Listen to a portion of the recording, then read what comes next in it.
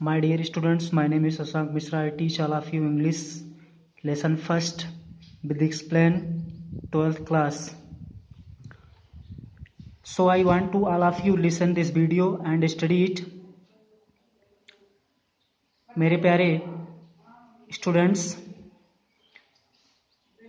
12th class के pro section का यह पहला लेसन एक गर्ल विद ए बास्केट मैं आप लोगों को एक छोटे से सारांश के रूप में समझाने जा रहा हूँ।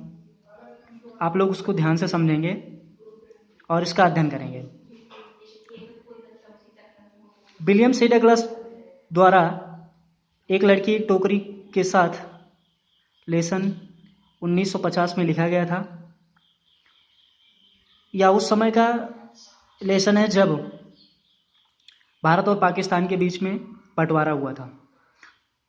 उस समय विलियम सी डगलस अपनी यात्रा के दौरान नई दिल्ली से होते हुए रानीखेत और कई हिमालय प्रदेशों से होते हुए पहुंचते हैं, जिसे उन्हें रानीखेत कार के द्वारा जाना पड़ता है। अपनी यात्रा के दौरान वो एक स्टेशन पर पहुंचते हैं जहां उन्हें कई प्रकार के लोग, सिख, मुस्लिम्स, हिंदू, सिपाही, व्यापारी, पुजारी, कुम्हार, भिखारी, फेरी वाले आदि मिलते हैं।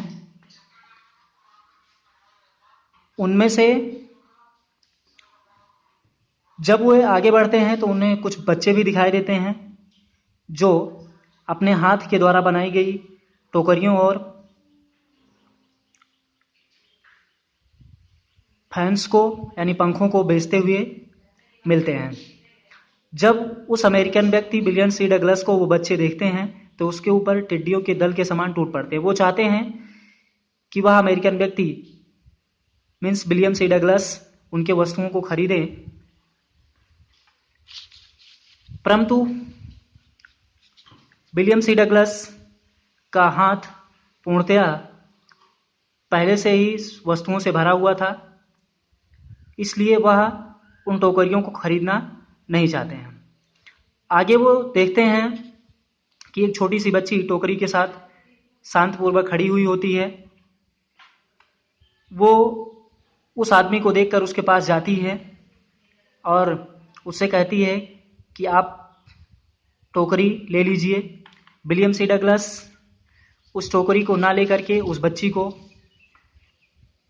थोड़ा सा पैसा देते हैं, लेकिन वह बच्ची उस पैसे को लेने से मना कर देती है क्योंकि वह अपनी वस्तुओं को देकर ही पैसा लेना चाहती है। इस छोटी सी बच्ची के इस भावना को देखकर विलियम सी डगलस बहुत प्रभावित होते हैं और उससे उसकी टोकरी को ले लेते हैं और उसे कुछ पैसा दे देते हैं, जिसको वो लेकर अपने घर वापस चली जाती है।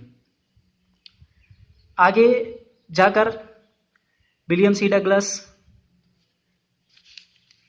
भारत के प्रधानमंत्री पंडित जवाहरलाल नेहरू से मिलते हैं और उन्हें भारत के व्यक्तियों के बारे में तथा उस छोटी सी बच्ची की भावना के बारे में उन्हें बताते हैं और कहते हैं कि मैं भारत देश के व्यक्तियों से और उस छोटी सी बच्ची से बहुत प्रभावित हुआ हूं।